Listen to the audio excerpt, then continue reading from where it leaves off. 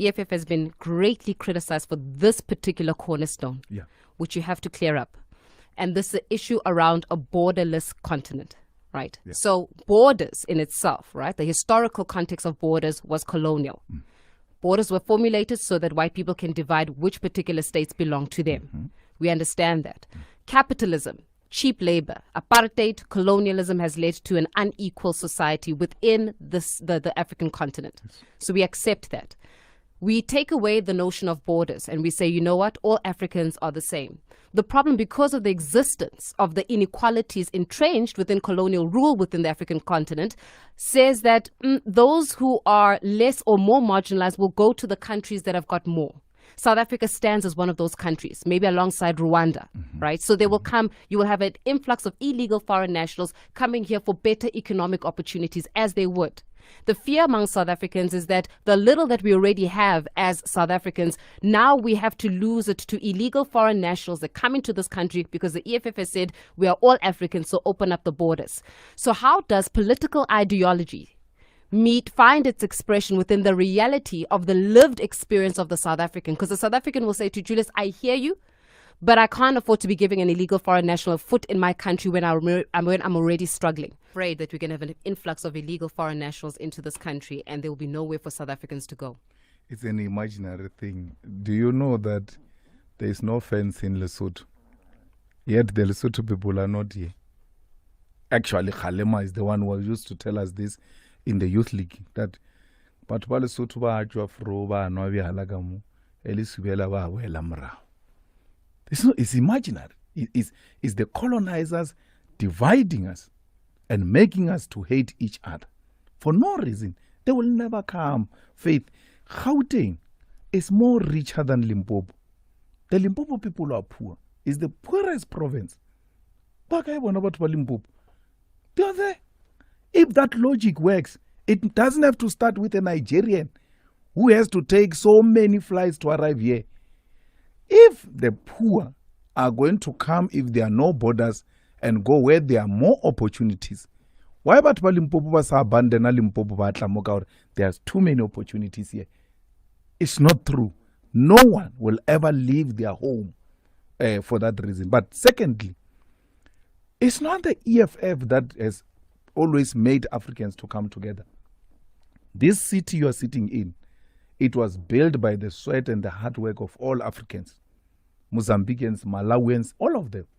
This mine that I told you that the anchor of the South African economy is mining complex.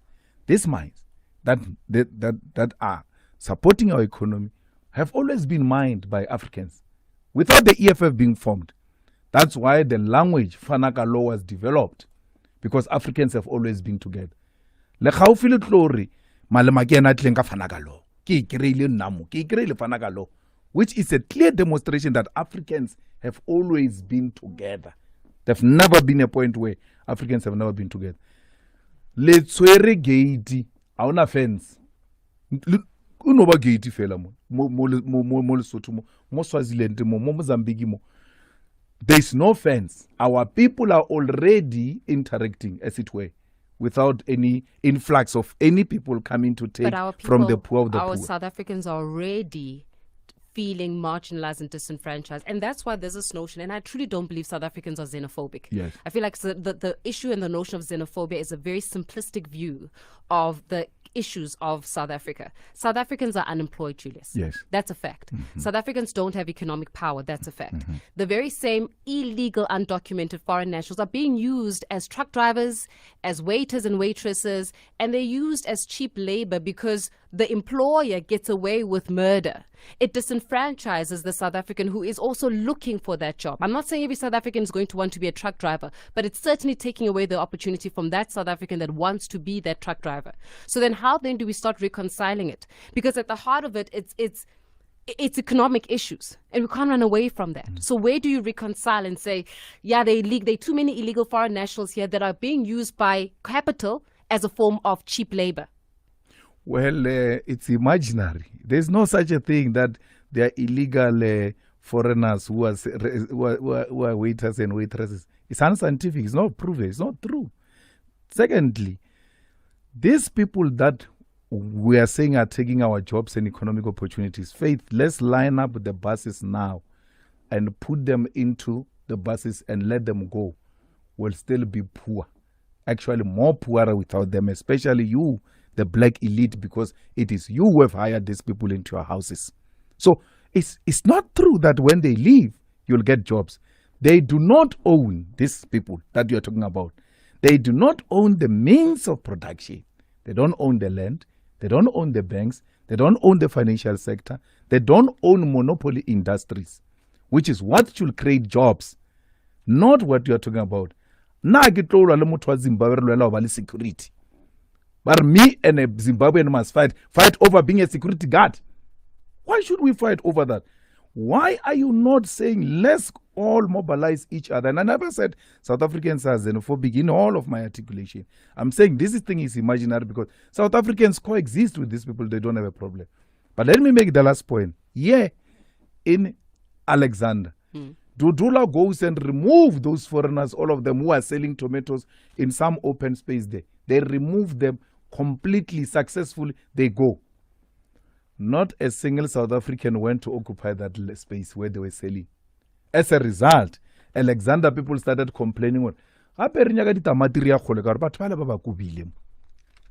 Africans didn't go and sell at that land. And it's just that, we say these things here, now. They don't record them so that they, during your spare time, they must say, Faith, you like reading, you like researching, you like being exposed to these things.